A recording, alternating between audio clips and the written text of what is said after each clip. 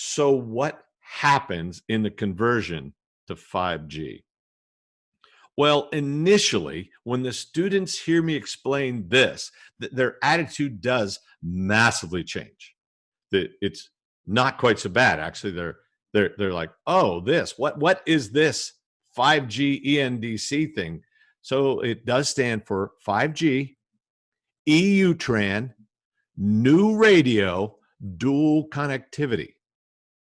Too bad it just didn't say 4G, 5G, you got to run them both at the same time service.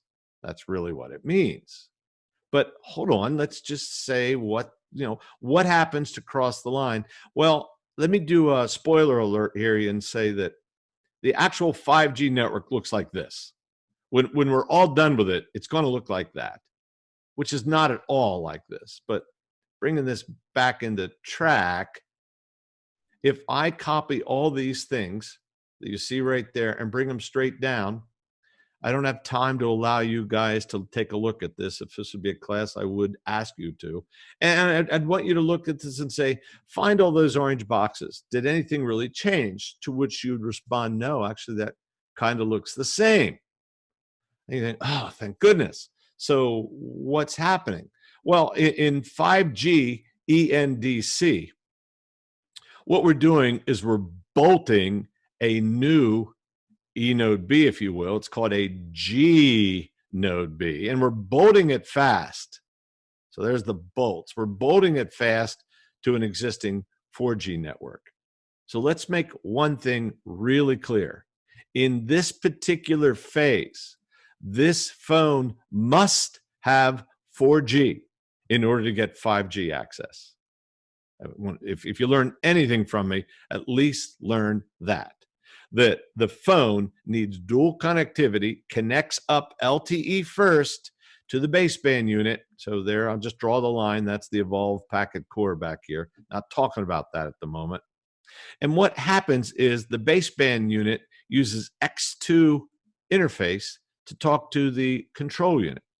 Now, those of you who've been in mobile for quite some time, I bet you know what X2 is. The idea with X2 would be that if this would be a 4G antenna, that's a 4G eNodeB, and I have a mobile phone going in this direction, what would happen is the phone would be connected. Let's say we're talking on the phone, right? We're talking to someone. There we go.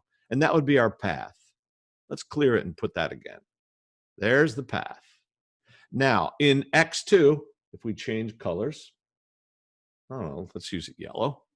The phone actually connects over to the adjacent tower, but watch what happens next. It comes back so that when the information goes back up the pipeline to the SGW and the PGW, they don't know that anything changed. This basically gives, logically all the time in the world for the MME to orchestrate the final change, which would be that the phone would wind up connecting like this. Now let's think about this a minute. X2 is a 4G thing. Now it can become a 5G thing. And in some of the finest application engineering like I've ever seen, this is very clever. The solution would be, well then, all right, we all understand this and we all know that we love it. And let's just leave it as it is. And what we're going to do is we're going to bolt a 5G network right on top of it. And we're going to keep it nice and dumb, which means that the network that we're plugging into doesn't have to know a lot about 5G. That, if you can pull that off, you got to admit that's good application engineering.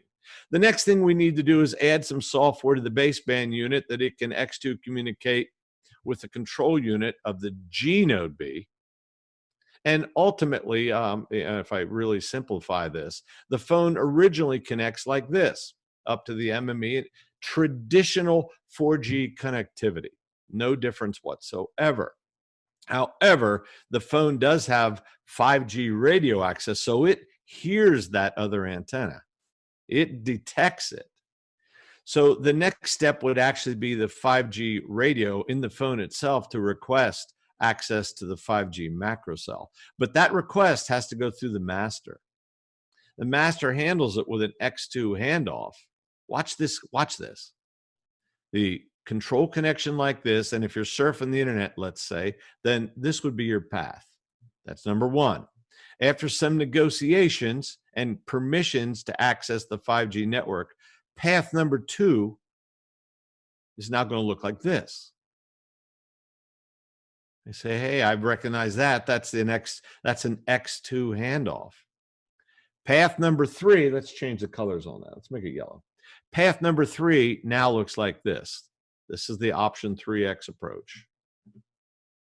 Now, here's what I don't want you to forget. Don't forget this. The phone never, ever, ever stops talking to the baseband unit. That doesn't go away. That has to stay. That's the control. That's why I marked it control. But the phone is able to use the gNodeB as the bearer.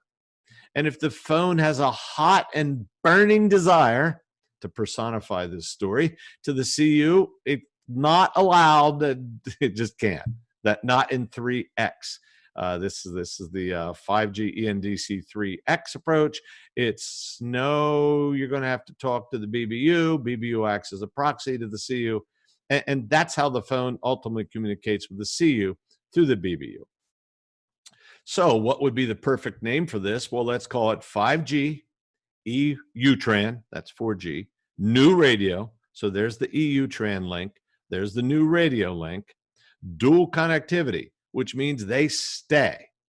And that's the way it works. Now, if we do it in this fashion and we observe that everything here in the back end doesn't really change, then that's option 3X, and we pretty much make good on most of our promises. Even some of the small cell stuff can happen in all of this, but we don't want to stay like this. This video is brought to you by Alta3 Research. We offer training solutions both on-site and online so that you can choose the method that works best for you. If you like this video, check out the links in the description box below for more information on our course offerings. Please like, subscribe, and hit the notification bell to see more videos like this one. Thanks for watching. We'll see you next time.